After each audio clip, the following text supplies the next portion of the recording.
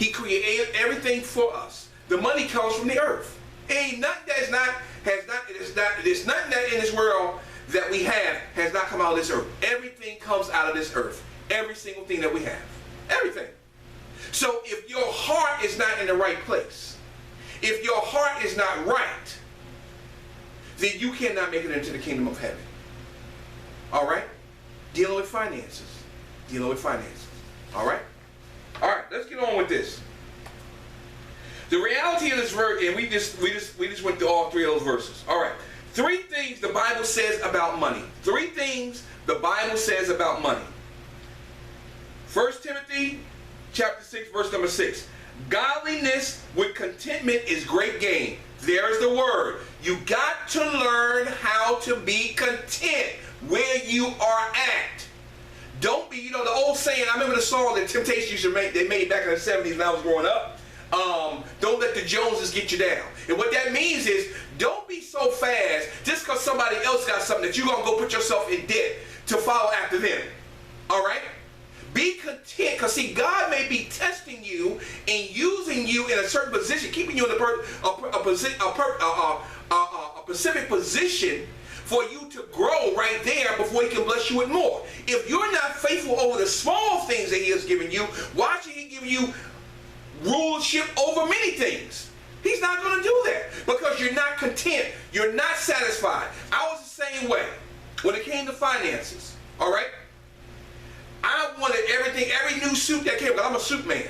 Every new suit that I seen, I didn't like I went out going shopping every day. I didn't never do that. But if I seen something, I was going to get it. Pair of shoes, those snake skins, those gators, I got some. All right? I got plenty of them. But the point of it is that I was not content with what I had, and I never had a penny in my pocket. You remember the old saying, money burn a hole in your pocket? That was it. Burn a hole in my pocket. Because I was not content. Because I always wanted more. You see what I'm saying? That's why I said back here in the scripture that where your treasure is, there your heart will be also. That's where my heart was. My heart wasn't for God, even though I at that point I said I was in church and I was saved, but my heart was not really there. It was on what I had that made me feel important. You see what I'm saying? But it's not. That's not where it's at. He wants you to be content with what he has given to you at that particular time. And as you become faithful over the few things, what he said, he shall make you ruler over many. All right? Praise be to God. I hope you're getting these principles. I'm trying to set a foundation for you about financial freedom.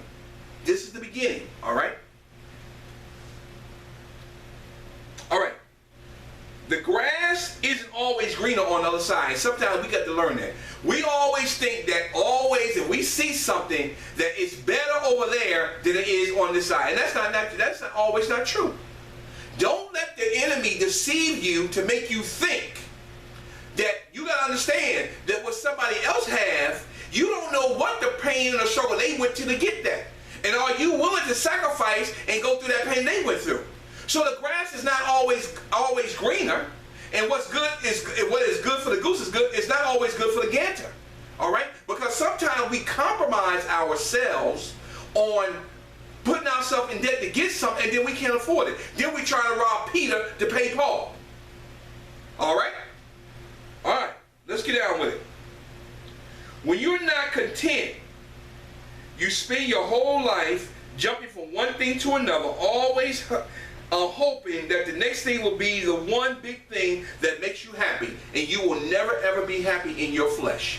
You're going to always want more, more, more. That's why majority of people will always be in debt, because you want more and more.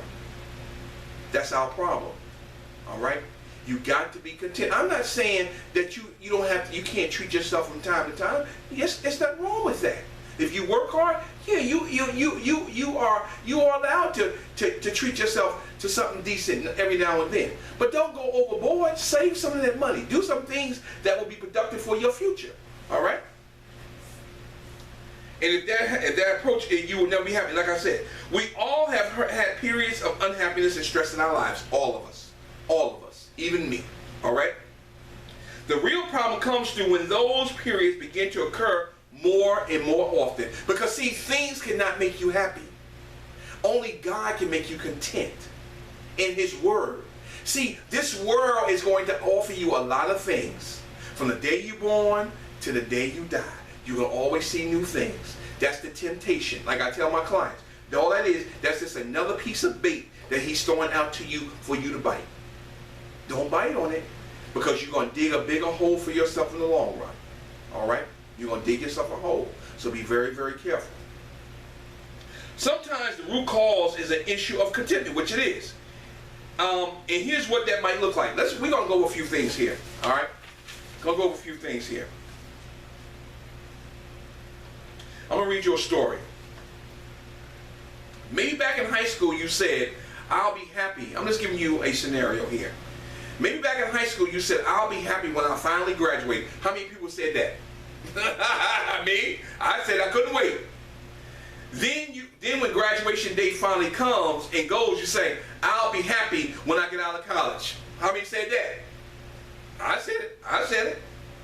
After that, you get out of college, but you're back in your parents' house and you just don't know you'll be happy when you finally get your own place. How many said that? I can't wait till I get my own place. We all said that. You see what I'm saying? Not being content. We're ready to move on. We want to find something new. And like I said, in the flesh, you will never ever be happy. All right, listen to this. You get a job and get your own place, but you're not making much money. Then when you just know you'll be happy once you make a little more money, then you get a raise and everything seems to be going well until you realize that you're lonely. Wow, that's huge.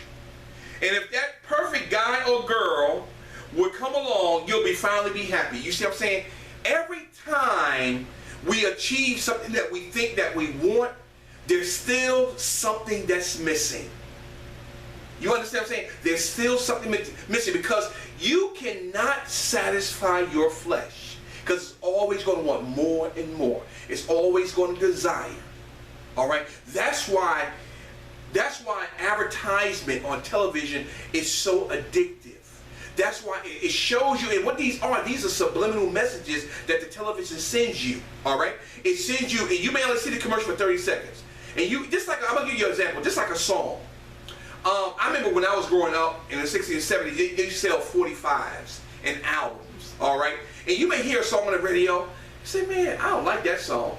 But the more you hear it, the more you come accustomed to it, and then the more you like it, and eventually what happens? You go out and purchase it. Same thing with television. That's what advertising is so addictive. That's how to get you into the store, to buy more things, to buy things that you don't need, because they know that it only is going to last for a little while. Just like Christmas time come, they only gonna put certain things on television at certain times of the year to lure you into the store, to spend more money. And how are you going to be financially free and debt free if you keep buying, and you don't have money to pay for it? And we're going to get down into this. And I'm a very strong believer of it now. I wasn't at one time, all right? That if you cannot pay for something in cash, don't buy it. Don't buy it. Or now they have 30, 60, 90 days, same as cash. If you do that, if you can't pay that off within that period of time, don't buy it. Save your money until you're able to pay for it in cash, or have that money in reserve, so when that bill comes, you can pay that sucker off. Because the interest rate is going to kill you.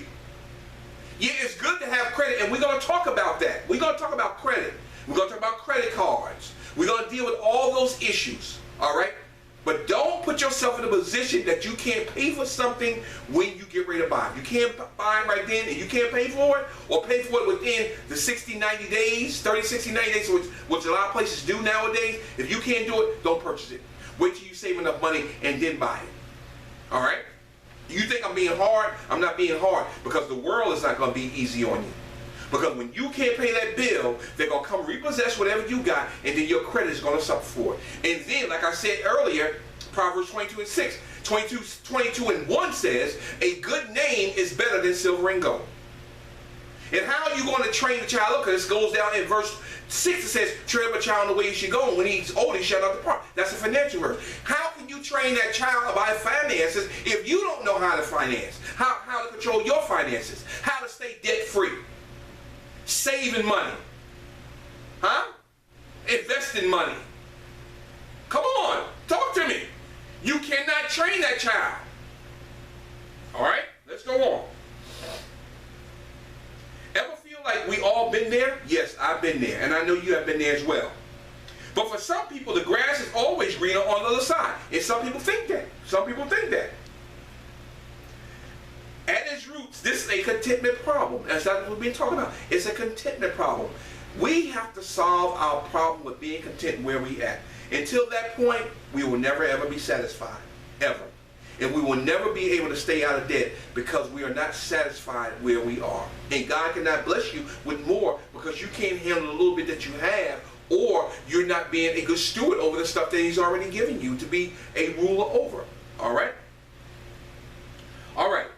The answer is to help your young teenager or your child, or at a young age. I try to teach my grandson how to define themselves by who they are and not what they have or what they are doing at the moment. It's easy to think, oh, they'll get over wanting a lot of stuff when they get older, but they won't. It won't, because that's the enemy's job, is to entice them. That's the television's job, to entice you. That's what the radio's for, to entice you. To never be satisfied, to have more. The more the better, but it's not true.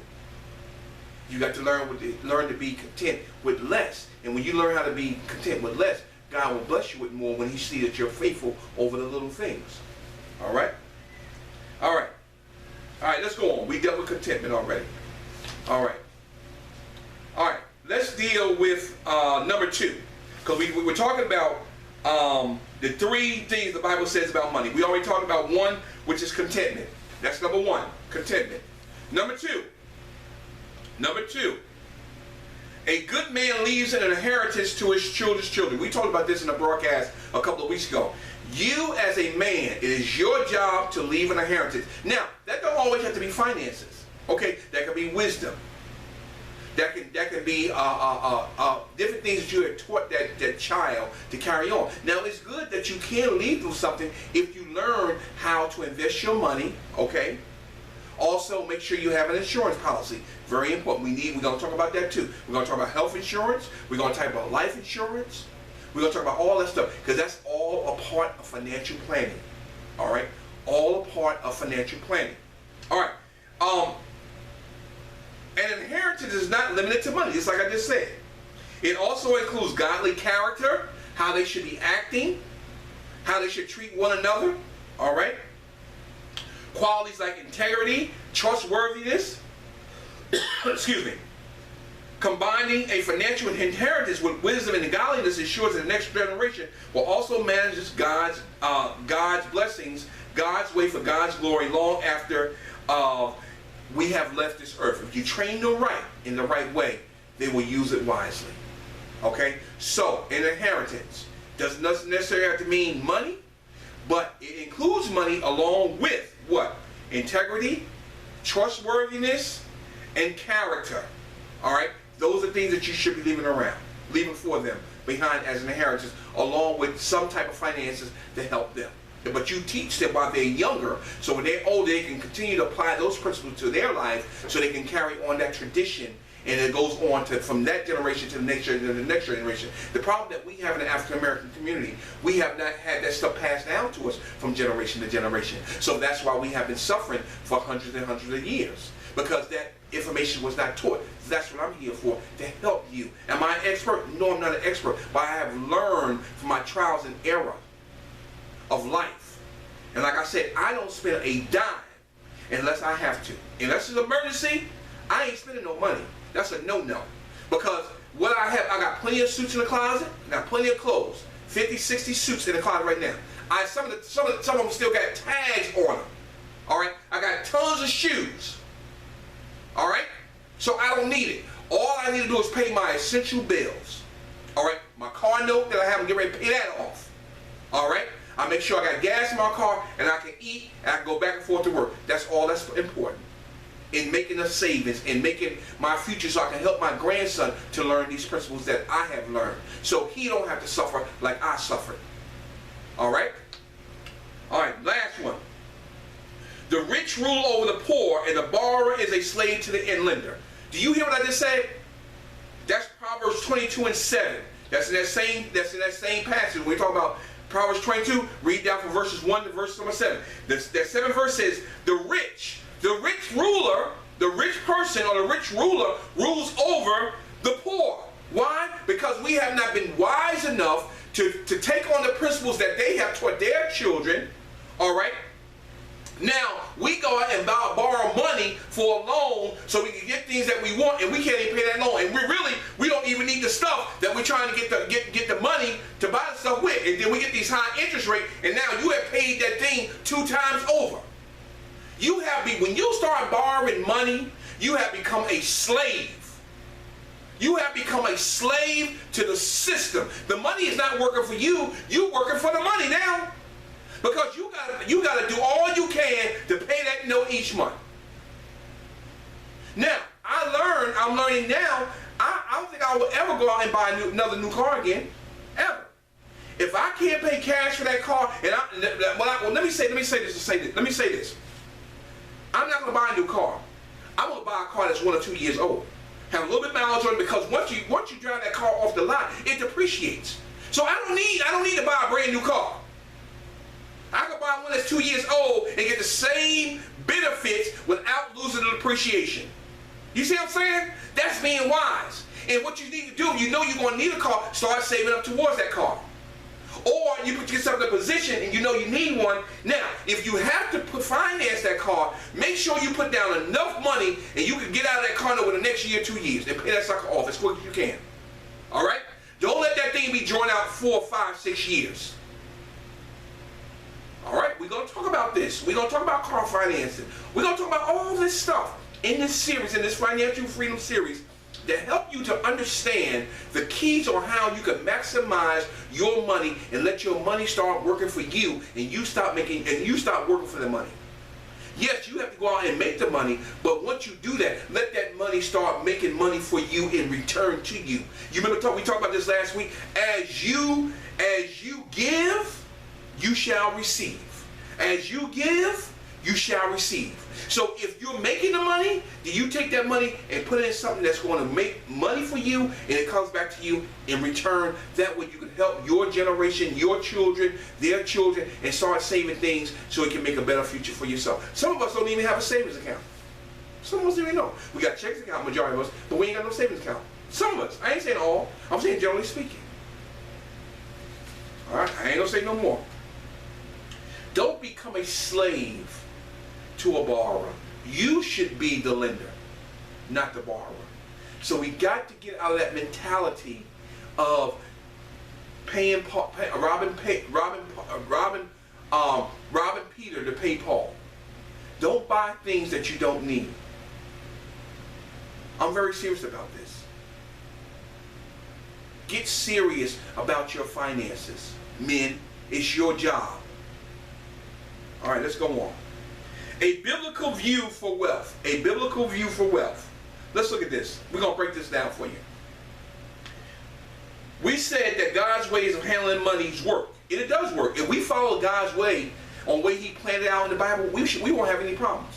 But we're not following His ways. That's why we get ourselves in a problem, into trouble. But as they work, they also raise some important questions. How do I keep wealth from ruining my life? And you know some people that once they get a little bit of money in their pocket, it goes to their head. They think they're better than everybody. They go out there and buy that brand new car. Buy all these clothes, buy all this stuff they don't really need. Just to try to impress somebody. Alright, I want you to think about that. You don't want to become the person who goes crazy just because you gain some wealth. But a lot of people do. Because if they never had it, they don't know how to act when they get it. You see all these people out here some of them that hit the lottery. Some of them just go buck wild. Buck wild. I know somebody that I used to work with. He hit the lottery, I think, for $100,000. The first thing he did, I'm going to tell you what he did, he wasn't wise at all. And it shows you how we act when we don't have money. He went out and bought 3 brand new cars. One for himself, one for his wife, and one for his mother-in-law. And where's the rest of the money? He spent it all. Gone. Instead of going out and buying a decent used car, if you want to do that, and then invest some of that money and let some of that money and put it in something that's going to bring a return to you, an investment, he went out and spent all the money. That's what you call an